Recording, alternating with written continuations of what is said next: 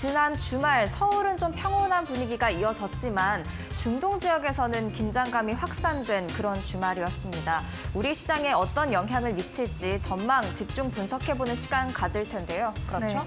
네, 일단 주말 사이에 있었던 전쟁 리스크로 인해서 많은 분들이 놀라셨을 것 같습니다. 시장에도 불가피한 영향이 끼쳐질 수밖에 없을 것 같은데 구체적으로 우리가 어떤 부분들을 확인을 해야 될지 오늘 마켓 시그널과 함께 하시면서 모두 챙겨보시길 바라겠습니다. 일단 이 리스크 하나 자체만으로도 지난주 금요일 미국 증시는 흔들렸습니다. 구체적으로 어떤 시그널을 보내왔을지 바로 확인해 봐야 될 것 같은데요. 네. 어떤 사인을 보내왔나요? 네, 금요일장 1%대 하락 마무리를 지었습니다. 사실 이 중동 타격, 이스라엘의 본토가 공격을 받은 것은 주말 사이 일어난 일이기 때문에 금요일장에 직접적인 영향을 미치진 않았습니다. 하지만 여러 이슈들로 금요일장 1%대 하락하는 모습이었습니다. 다우존스 지수가 1.24% 내림세를 보였고요. 나스닥과 S&P 500 지수도 각각 1.6%, 1.4% 하락률로 거래를 마쳤습니다. 뉴욕 증시가 3고에 시달린 하루였는데요. 인플레이션 우려가 계속되는 그런 하루였고요. 또 은행들이 호실적을 기록했지만 이자 가이던스가 낮게 순이자 이익 전망이 낮게 나오면서 좀 부정적인 하루였습니다. 게다가 지정학적 우려, 이란의 이스라엘 공격이 임박했다라는 보도가 계속해서 나오면서 시장이 압박받는 그런 하루였습니다. 보통 고금리 하면 예금 이자도 높게 받지만 대출 이자도 높게 받을 수 있기 때문에 은행의 호재로 읽히기도 하는데요. 이제 은행도 고금리를 버티기 힘들다라는 이야기가 나오면서 은행주 개별적으로도 크게 하락하는 하루였습니다. 특징주 이어서 함께 보시도록 하죠. 첫 번째 특징주 JP모건 체이스 가져왔습니다. 조금 전에 설명해드렸듯이 보통 은행주는 고금리 수혜주로 읽힙니다. 1분기 매출과 순이익 JP모건 체이스가 발표를 했는데 모두 시장 예상치보다 좋게 나왔습니다. 하지만 순이자 이익 가이던스가 시장 예상치를 밑돌면서 이제 이자 잔치가 끝났다 이런 심리가 퍼졌고요.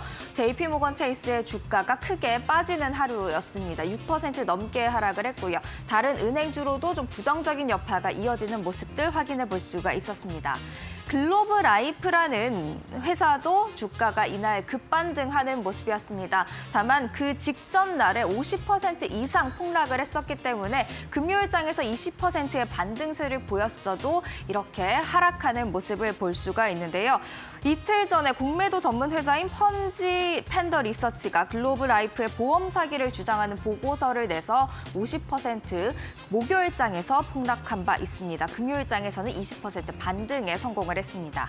마지막으로 볼 특징주 조에티스가 되겠습니다. 애완동물 전문 의약품 기업인데요. 이 조에티스의 관절염 치료제 일부가 잠재적인 부작용을 일으킬 수 있다는 월스트리트저널 보도에 금요일장 주가가 급락한 바 있습니다.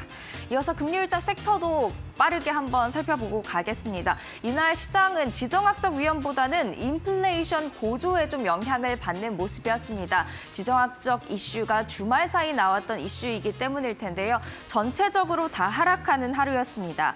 인플레이션 우려가 왜 고조됐냐 하면 수입 물가가 높게 나왔고요. 또 미시간대가 조사한 4월 소비자 심리지수 예비치는 하락하는 반면 이 기대 인플레이션이 장단기 할 것 없이 3% 위로 올라오면서 고금리가 계속되겠다, 인플레이션도 계속 높은 수준 유지하겠다라는 우려가 시장을 압박한 하루였습니다. 경기 소비재가 가장 크게 2% 가까이 빠졌고요. 기술 그리고 원자재도 모두 1% 넘게 내리는 하루였습니다. 전체적으로 지도도 한번 살펴보실까요? 빨강색이 하락, 초록색이 상승을 의미하는데요. M7 중 유일하게 상승 마감한 종목이 있다면 바로 애플이 되겠습니다. 이날 금요일장에서 0.86%가량 오름세를 보였습니다. 그리고 보시면 엔비디아, 브로드컴, AMD, 인텔, 마이크론, 반도체 섹터에 전반적으로 강한 하락세가 분 하루였는데요. 중국 정부가 외국 기술을 사용한 반도체를 이 통신용 서버에 2027년까지 단계적으로 퇴출토록 이 통신사들에게 지시했다는 보도에 이렇게 급락세를 보인 것으로 보입니다. 중국 정부가 구체적으로 지목한 회사는 없었지만 이 인텔 그리고 AMD를 겨냥한 것으로 해석이 되면서 AMD가 4% 이상, 인텔은 5% 이상 빠지는 하루였습니다. 은행주 금융주 한번 보실까요? 금융주를 보시더라도 이 JPM, JP모건 체이스를 중심으로 하락세가 조금 번지는 듯한 그런 모습을 보실 수가 있는데요. 연준의 고금리가 이제는 더 이상 은행에도 그렇게 좋은 동력은 되지 못할 것이다라는 판단하에 주가가 하락한 것으로 보입니다. 에너지 섹터도 이날은 하락을 하는 분위기였습니다. 빨간색 띤 그런 종목들이 많은데요. 중동의 지정학적 우려가 커지면서 유가가 오를 것으로 예상이 되기 때문에 이 에너지 섹터는 계속해서 주의 깊게 보셔야 될 것 같습니다. 현지 시간 14일 오후 6시, 그러니까 우리 시간으로는 오늘 오전 7시부터 거래가 재개될 선물 시장 움직임이 매우 중요한 텐데요. 사실 이 지정학적 이슈가 부각이 됐을 때 코인 시장 계속해서 거래가 되고 있었습니다. 그래서 코인 시장을 통해서 주식 시장이 어떻게 반응할까, 같은 위험 자산이기 때문에 한번 생각을 해볼 수 있을 것 같습니다.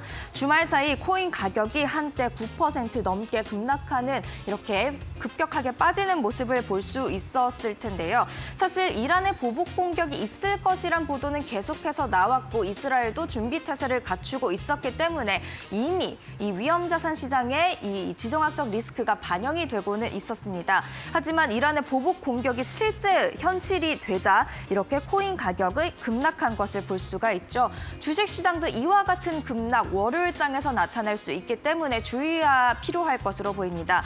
이제 공은 이스라엘로 넘어갔습니다. 이란의 보복 공격에 대해서 이스라엘이 어느 정도의 수위로 또 맞대응을 할 것인가, 아니면 여기서 계속해서 확전이 되냐 안 되냐, 이 부분에 시장은 집중할 것으로 보입니다.